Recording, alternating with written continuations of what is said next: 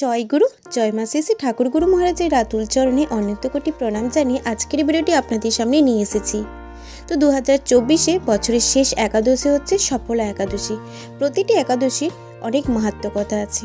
তো এই সফলা একাদশীর কি মাহাত্ম্য কথা তা আপনারা জানতে থাকুন এই ভিডিওতে। তো ভিডিওটি শুরু করার আগে আপনাদের সকলের কাছে ছোট্ট অনুরোধ, ভিডিওটিতে আপনারা ছোট্ট লাইক করবেন এবং চ্যানেলে যদি নতুন হয়ে থাকেন চ্যানেলটি অবশ্যই সাবস্ক্রাইব করবেন। তো শুনতে থাকুন এই যে মাহাত্ম্যপূর্ণ সফলা একাদশীর ব্রত মাহাত্ম্য কথা, যা শোনা মাত্রই আমাদের জীবন থেকে সমস্ত পাপ বিনষ্ট হয়। পৌষ মাসের কৃষ্ণপক্ষের একাদশীর নাম সফলা একাদশী। ব্রহ্মাণ্ড পুরাণে যুধিষ্ঠির শ্রীকৃষ্ণ সংবাদে এই তিথির মাহাত্ম্য বর্ণিত হয়েছে। যুধিষ্ঠির বললেন, হে প্রভু, পৌষ মাসের কৃষ্ণপক্ষিয়া একাদশী নাম, বিধি বা পূজ্য দেবতা সম্পর্কে আমার কৌতূহল নিবারণ করুন। তখন ভগবান শ্রীকৃষ্ণ বললেন, হে মহারাজ, আপনার প্রতি স্নেহবশত শ্রী ব্রত কথা বিষয়ে বলছি। এই ব্রত আমাকে যেমন সন্তুষ্ট করে, বহু দান দক্ষিণাযুক্ত যজ্ঞাদি দ্বারা আমি সেরকম সন্তুষ্ট হয় না। তাই যত্ন সহকারে এই ব্রত পালন করা কর্তব্য। পৌষ মাসে কৃষ্ণপক্ষীয় একাদশীর নাম হচ্ছে সফলা একাদশী। নাগদের মধ্যে যেমন শেষনাগ, পক্ষীদের মধ্যে যেমন গরুড়, মানুষের মধ্যে যেমন ব্রাহ্মণ, দেবতাদের মধ্যে নারায়ণ সর্বশ্রেষ্ঠ, তেমনি সকল ব্রতের মধ্যে একাদশী সর্বশ্রেষ্ঠ। হে রাজন, হে ব্রত পালনকারী আমার অত্যন্ত প্রিয়। এ জগতে ধনলাভ ও পরজগতে মুক্তি লাভ হয় তাদের। হাজার হাজার বছর তপস্যায় যে ফল লাভ হয় না, একমাত্র সফলা একাদশীতে রাত্রি জাগরণের ফলে তা অনায়াসেই প্রাপ্ত হওয়া যায়।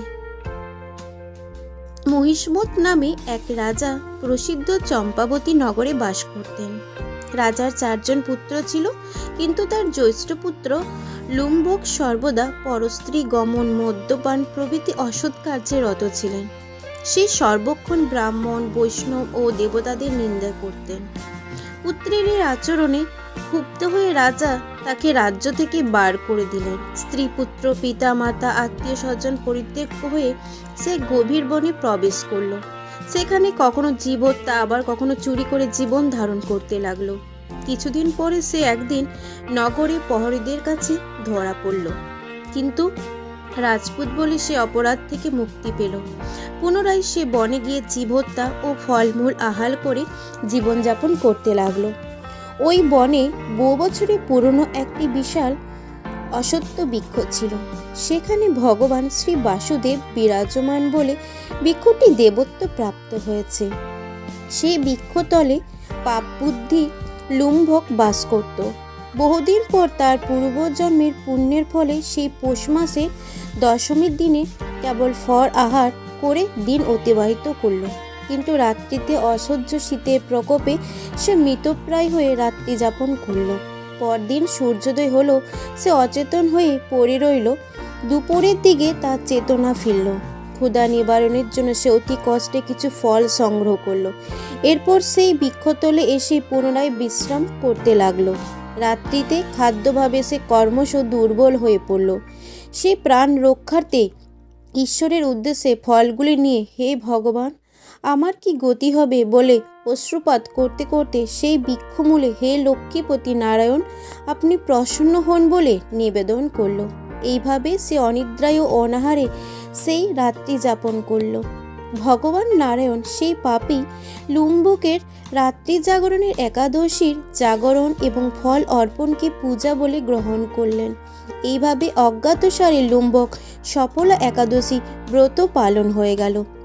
প্রাতকালে আকাশে দৈববাণী হলো যে, হে পুত্র, তুমি সফলা ব্রতের পুণ্যের প্রভাবে রাজ্য প্রাপ্ত হবে। সেই দৈববাণী শোনামাত্র লুম্বক দিব্যরূপ প্রাপ্ত হলো। তার পাপ বুদ্ধি দূর হলো। সে নিজেই নিষ্কণ্টক রাজ্য লাভ করলো। স্ত্রী পুত্র সহ কিছুকাল রাজ্যসুখ ভোগ করে পুত্রের উপর রাজ্যভার অর্পণ করে সন্ন্যাস আশ্রম গ্রহণ করলো।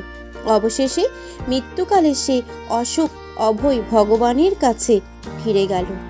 হে মহারাজ, এভাবে সফলা একাদশী যিনি পালন করেন তিনি জাগতিক সুখ ও পরে মুক্তি লাভ করেন। এই ব্রতে যারা শ্রদ্ধাশীল তারাই ধন্য, তাদের জন্ম সার্থক, এতে কোনো সন্দেহ নেই। এই ব্রত পাঠ এবং শ্রবণে রাজসূয় যজ্ঞের ফল লাভ করা যায়। এই ছিল সফলা একাদশীর মাহাত্ম্য কথা। তাই আপনারা এই একাদশীর দিনে অবশ্যই সকালে উঠে স্নান করে ভগবান শ্রীকৃষ্ণের পুজো করুন, নাম জপ সংকীর্তন করুন এবং ফুল নিজেদের সাধ্যমতো ফল ভগবানের চরণে অর্পণ করুন। সকলে ভালো থাকুন, সকলে সুস্থ থাকুন, একাদশী ব্রতটি সুন্দরভাবে করতে থাকুন। হরে কৃষ্ণ কৃষ্ণ কৃষ্ণ হরে হরে, হরে রাম রাম রাম হরে হরে। জয় গুরু জয় মা। কমেন্ট বক্সে অবশ্যই আপনারা একবার জয় গুরু জয় মা লিখে জানাবেন।